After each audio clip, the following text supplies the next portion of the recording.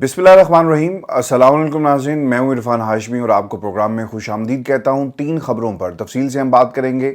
पहली खबर, 3 जज साहिबान आपस में क्यों लड़े और इस लड़ाई का इमरान खान के केस से क्या ताल्लुक है, इसकी तफसील आपके साथ हम शेयर करेंगे। और व्यूअर्स, आपको बता दें कि पाकिस्तान तहरीक इंसाफ के खिलाफ एक नया क्रैकडाउन का बाकायदा तौर पर आगाज़ हो चुका है और हदफ कौन है और किन किन लोगों को अब उठाया जाएगा। और व्यूअर्स, पाकिस्तान में इमरान खान के वर्चुअल जलसों का बाकायदा तौर पर एहतमाम जो है वो किया जा रहा है और ये वर्चुअल जलसे सोशल मीडिया पर, पाकिस्तान के सोशल मीडिया प्लेटफॉर्म्स के ऊपर किस तरह चलाए जाएंगे, इमरान खान इनसे कैसे खिताब करेंगे, इसकी तफसील भी आज की इस नशिस्त में मैं आपके सामने रखूंगा। लेकिन व्यूअर्स, आपको बताएं कि एक अदालत और 2 फैसले।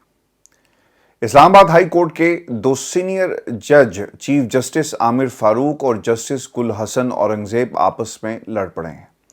चीफ जस्टिस बजिद हैं कि उन्होंने इमरान खान की रिहाई के रास्ते में हर तरह की रुकावट खड़ी करनी है और किसी सूरत इमरान खान को फेयर ट्रायल का हक नहीं देना। ये इनके फैसलों से ये तासुर पाकिस्तान के अंदर आम हो चुका है। जबकि वहीं पर दूसरी तरफ जस्टिस गुल हसन औरंगजेब अकेले चीफ जस्टिस के सामने खड़े हो गए हैं।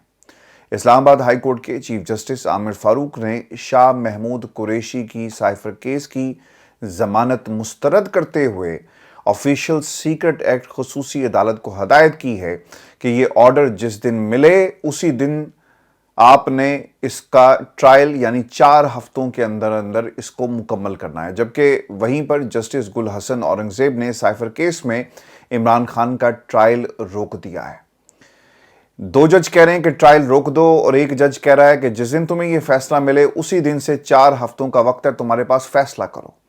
अब सूरत हाल इंतहाई दिलचस्प हो गई है क्योंकि जो सवाल कल जस्टिस गुल हसन औरंगजेब ने उठाए थे और जिन सवालों के जवाब वफाकी हुकूमत की तरफ से मांगे गए थे, उनका जवाब आज हाई कोर्ट के चीफ जस्टिस आमिर फारूक साहब ने खुद से दे दिया। और अब अटॉर्नी जनरल का जो काम है ना, वो आसान हो गया क्योंकि जवाब चीफ जस्टिस आमिर फारूक साहब की तरफ से आ गया है। यूँ अगर ये कहा जाए कि इस्लामाबाद हाई कोर्ट के चीफ जस्टिस आमिर फारूक हुकूमत के तर्जुमान बनकर सामने आए और वो काम जो अटॉर्नी जनरल ने करना था अब chief justice Islamabad high court करेंगे, तो व्यूअर्स ये किसी तरह भी गलत नहीं है। डिवीजन बेंच का सवाल ये था। अब मैं आपके सामने ना ये जो 7 नकाते मैं रखूंगा और आपको समझने में आसानी हो जाएगी कि 2 जज कह रहे हैं कि ट्रायल को रोक दो, एक जज कहता है खबरदार ट्रायल को रोका। ये 7 सवाल इमरान खान के और साइफर के मुकदमे के ऊपर किस तरह असरअंदाज होने जा रहे हैं। डिवीजन बेंच का सवाल ये था ना कि इमरान खान का जेल ट्रायल क्यों किया जा रहा है, यही सवाल था। इस पर चीफ जस्टिस आमिर फारूक साहब ने अपने फैसले में ये लिखा कि इमरान खान बड़ी सियासी जमात के सरबराह हैं, उनकी सिक्योरिटी की वजह से जेल ट्रायल किया जा रहा है। इमरान खान की फैमिली इससे कबल उनके हवाले से सिक्योरिटी खदशात का इजहार कर चुकी। हर समात पर जेल से अदालत लाना इमरान खान के लिए सिक्योरिटी खदशात पैदा कर सकता है। दूसरा बड़ा सवाल यह था कि अगर जेल ट्रायल का प्रोसेस ही गलत था, जिसे दोनों जज साहिबान ने ये कह दिया कि ये प्रोसेस जो है वो आइन, कानून और प्रोसीजर्स के खिलाफ जाकर आपने शुरू किया, इमरान खान के जेल ट्रायल की इजाजत गलत दी गई, तो फिर जेल ट्रायल का स्टेटस क्या होगा जितनी कार्रवाई अब तक हो चुकी है। इसका जवाब भी चीफ जस्टिस आमिर फारूक साहब ने कौम के सामने रख दिया है। फैसले में लिख दिया कि कोई प्रोसीडिंग सिर्फ इस बुनियाद पर कलअदम नहीं हो सकती कि गलत जगह पर वो हो रही है जब तक इंसाफ की फराहमी में नाकामी नजर आए और इंसाफ जो है वो पूरा आपको होता हुआ नजर ना आए। यानी इंसाफ सिर्फ टेलीविजन स्क्रीन पर लाइव नजर नहीं आना चाहिए। और आमिर फारूक साहब ये कहना चाह रहे हैं कि अगर इंसाफ जो अदालत दे रही है और वो अदालत आपको नजर नहीं आ रही, उसने सुलेमानी टोपी पहन ली है या कहीं पर खुफिया तौर पर उसकी कार्रवाई हो रही है, तो इससे फर्क नहीं पड़ता, कहीं पर भी कार्रवाई हो वो कार्रवाई होगी। मुझे इनकी इस कार्रवाई से ना माजी में कुछ जो शगुफे छोड़े गए हमारे सियासतदानों की तरफ से, जिस तरह ये माजी में कहा गया एक सियासतदान की तरफ से कि जी डिग्री होती है, असली जाली क्या होता है, बिल्कुल उसी तरह ट्रायल होता है और इंसाफ के तकाजे जो हैं वो पूरे होने चाहिए। मसला यहाँ पर ये है, आमिर फारूक साहब बड़ी इज्जत और एहतराम के साथ आपकी खिदमत में ये चीज़ हम पेश कर दें कि जब आपने प्रोसीजर को फॉलो नहीं किया اور جو عدالت بنائی گئی وہ قانون اور آئین کے مطابق نہیں تھی، وہ رولز کے مطابق نہیں تھی، تو پھر اس عدالت کا وجود جو ہے اس کے اوپر سوال اٹھے گا، اور پھر جو ٹرائل ہو رہا ہے یہ پورے کا پورا کالعدم جو ہے آپ نہ کریں، یہ دو جج صاحبان ڈر کر نہ کریں، لیکن یہ سپریم کورٹ کا سنگل بینچ یا پھر اس سے بڑا بینچ جو ہے اسے ضرور کالعدم قرار دے گا۔ فیصلے میں کہا گیا کہ جیل ٹرائل کا مطلب ان کیمرہ سماعت نہیں ہے بلکہ اوپن ٹرائل ہی ہے۔ جیل حکام اور حکومت سیکیورٹی مد نظر رکھتے ہوئے زیادہ سے زیادہ افراد کو عدالتی کارروائی دیکھنے کی ایک یقین دہانی کروائی، یعنی اسے یقینی بنایا جائے۔ جسٹس عامر فاروق کا شاہ محمود قریشی کی درخواست ضمانت مسترد کرنے کا یہ تحریری فیصلہ آج جاری کیا گیا۔ جسٹس عامر کو اوپن اور جیل ٹرائل کا فرق جو ہے وہ شاید سمجھ میں نہیں آ رہا۔ جیل ٹرائل اوپن ٹرائل کیسے ہو سکتا ہے؟ یہ آئین اور قانون جو ہے نا چیخ چیخ کر یہ جج صاحب سے سوال کر رہا ہے۔ جج صاحب جیل کو ہی عام عدالت کا کمرہ سمجھ بیٹھے ہیں۔ اس دلیل کا مطلب کیا ہوا؟ اگر یہ کہیں کہ ملزم کے ارد گرد سیکیورٹی لگا دی جائے اور آپ یہ کہیں کہ جناب 10 لوگوں کی موجودگی میں ٹرائل کر دیا جائے تو کیا وہ فیئر ٹرائل ہوگا؟ عامر فاروق صاحب نے اوپن ٹرائل کی بہت ہی ایک عامیانہ تشریح کی ہے، اور چیف جسٹس کے عہدے پر بیٹھ کر اتنی عامیانہ تشریح جو ہے وہ ایک چیف جسٹس کے عہدے کے شائنہ شان نہیں ہے۔ ویورز، یہ سوال کہ عمران خان کے اوپن ٹرائل کے معاملے پر ایک ہی عدالت کے دو ججز کی قانونی تشریح میں اب تضاد کیوں پایا جاتا ہے، میں اس کی بھی کچھ ایکسپلینیشن آپ کے سامنے رکھ دوں۔ جسٹس میاں گل حسن اورنگزیب نے 2 روز قبل سائفر جیل ٹرائل پر حکم امتناعی جاری کرتے ہوئے یہ قرار دیا کہ ملزمان کے فیملی ممبرز کی سماعت کے دوران موجودگی کا یہ مطلب نہیں ہے کہ ٹرائل اوپن ہو گیا، یہی کہا تھا نا۔ اور دوسری طرف عامر فاروق صاحب کیا کہہ رہے ہیں، اور یہ سوال بھی اٹھایا تھا کہ آخر وہ کون سے ہنگامی حالات تھے جن کی بنیاد پر ٹرائل کو آپ نے بند کمروں میں لے گئے، جبکہ جسٹس عامر فاروق جیل ٹرائل کو اپنے فیصلے میں جو انہوں نے جسٹیفائی کرنے کی کوشش کی، اور وہ یہ کہتے ہیں کہ جیل ٹرائل کا مطلب اوپن ٹرائل ہے۔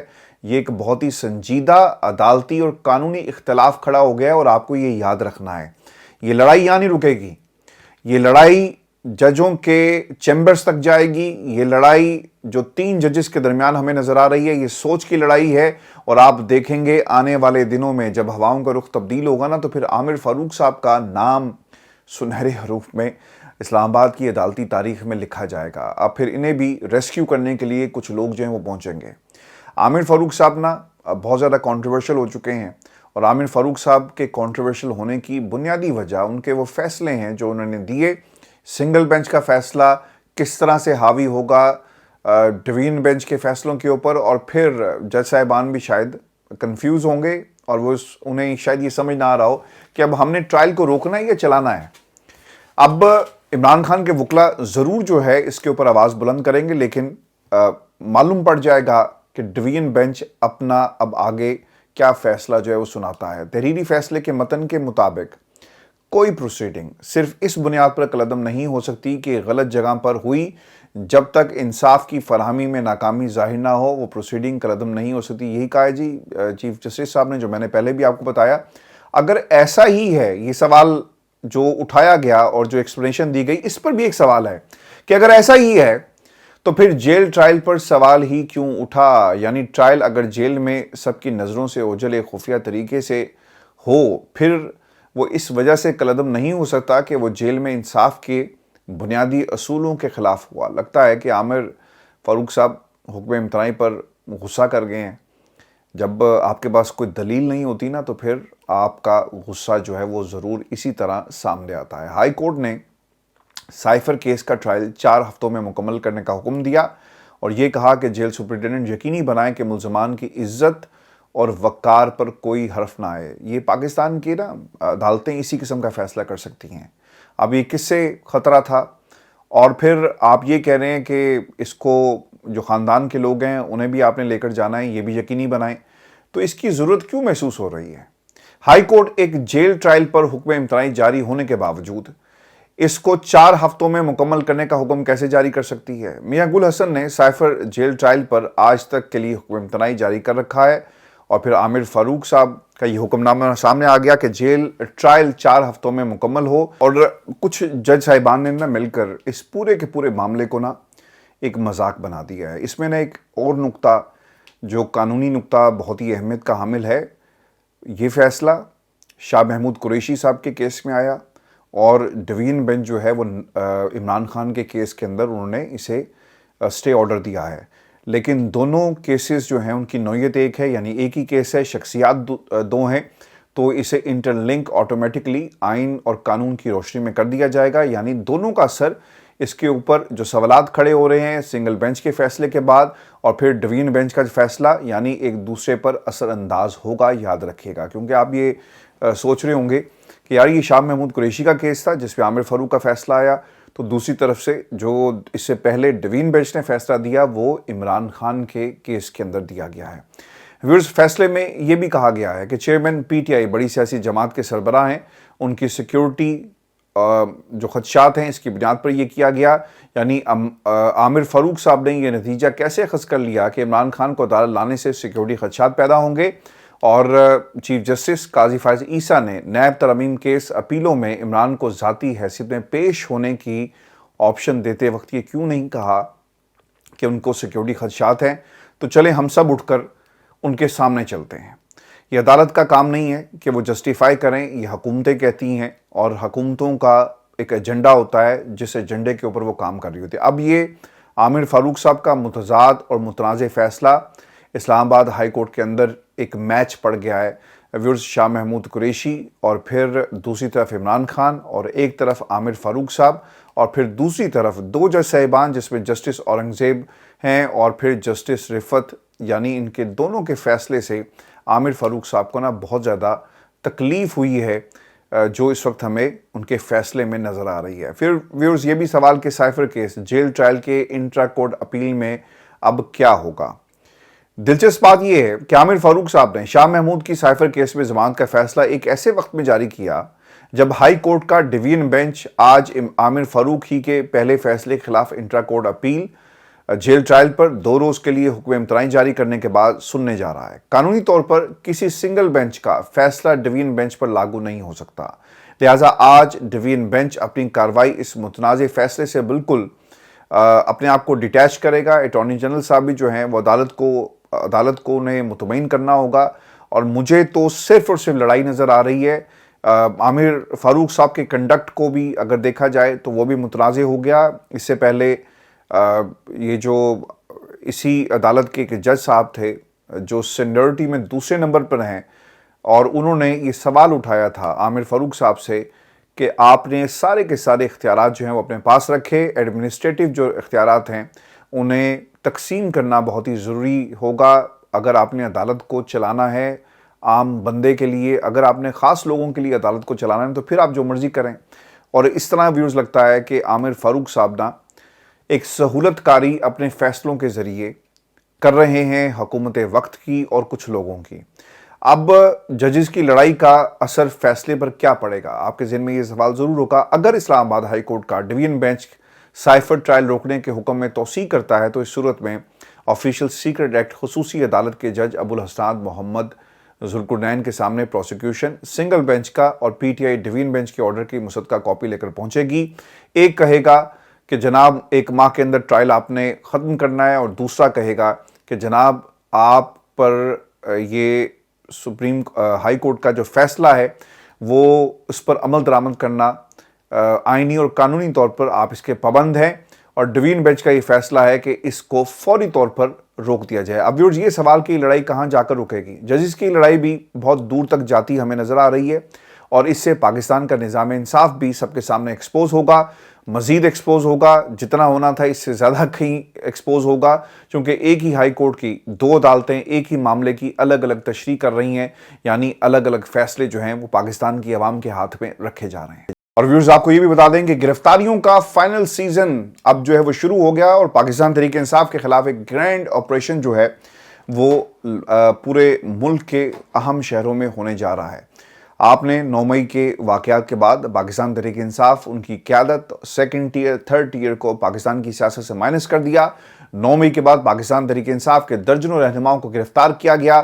اکثریت نے پارٹی کو چھوڑنے کا اعلان کیا، انٹرویوز ہوئے، پریس کانفرنسز ہوئی، سابق ارکان اسمبلی کو ٹارگٹ کیا گیا، ٹکٹ ہولڈرز کو ٹارگٹ کیا گیا، اور مستقبل میں پارٹی ٹکٹ کے خواہشمند پارٹی رہنما طویل عرصے سے مقامی سیاسی منظرنامے سے بھی اس وقت غائب ہیں۔ اب جیسے جیسے الیکشن قریب آ رہا ہے نا، ویسے ویسے پاکستان تحریک انصاف کے امیدواروں کی گرفتاریاں اور اس کا خدشہ جو ہے نا وہ بڑھ گیا ہے۔ 8 فروری 2024 کو ہونے والے عام انتخابات میں پارٹی کے ان امیدواروں کو انتخابات سے دور رکھنے کا فیصلہ کیا گیا جو جماعت کے ٹکٹ کے لیے متوقع اور موزوں امیدوار جو ہیں وہ سمجھے جا رہے ہیں۔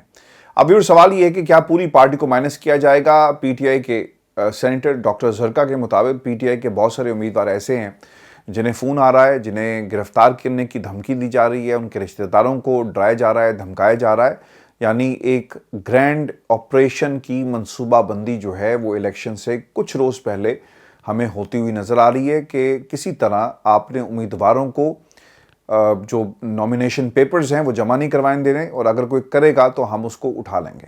پاکستان تحریک انصاف نے امیدواروں کی فائنل لسٹ جو ہے وہ تیار کر لی ہے، اور خبریں یہ آ رہی ہیں کہ خان صاحب کو یہ لسٹ جو ہے دکھائی جائے گی، اور اس کے بعد متوقع طور پر اس لسٹ کا باقاعدہ جو ہے وہ اعلان کر دیا جائے گا۔ ادھر سے اعلان ہوگا، اس طرف سے دوسرا اعلان ہوگا، اور پھر ہم ایک اور جنگ بھی پاکستان میں یہ جو پلینگ فیلڈ دی گئی ہے نواز شریف کو کھیلنے کے لیے، اس میدان میں ہم الیکشن سے پہلے ایک لڑائی جو ہے وہ ہوتے ہوئے دیکھ رہے ہیں۔ ویورز، پی ٹی آئی کا ٹکٹ لینے والوں کے ساتھ سوال یہ ہے کہ کیا سلوک ہوگا۔ پنجاب کے کئی اضلاع خیبر پختونخوا میں متوقع امیدواروں کو بالواسطہ یا بلا واسطہ ذرائع سے پتہ چل گیا ہے کہ اگر ان میں سے کسی نے پاکستان تحریک انصاف کے ٹکٹ کی خواہش ظاہر کی یا اس سلسلے میں کوئی سرگرمی کی تو انہیں اور ان کے خلاف جو ہے نہ صرف انہیں روکا جائے گا بلکہ ان کے خلاف ایف آئی آر بھی درج کر لی جائے گی، اور پاکستان تحریک انصاف کی اب آخری امید جو ہے نا وہ الیکشن کمیشن ہے،